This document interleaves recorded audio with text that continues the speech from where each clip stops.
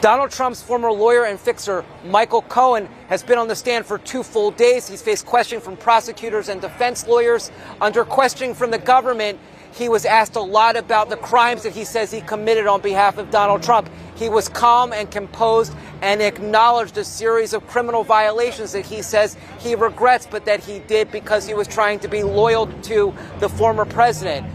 Now, defense lawyers have their opportunity to question Cohen, and they've been trying to really hammer his credibility. We haven't actually heard any questions yet about the underlying allegations or the substance of the case. Instead, the question has been all about trying to establish Cohen as someone who can't be trusted, is a media hound, and is out for publicity and has a vested interest in the case. He's going to be back on the stand on Thursday, where we expect the slow burn of a cross-examination to continue and to really ratchet up in intensity as we get closer to the actual hush money payment allegations at the center of this case.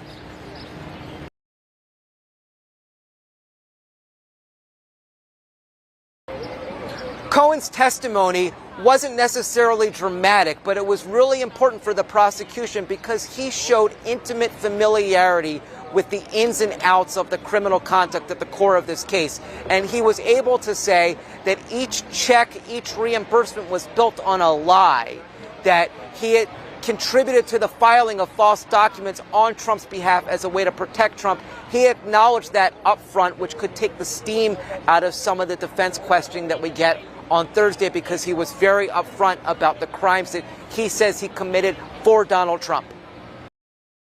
Prosecutors disclosed at a private sidebar conference that they don't intend to call any other witness.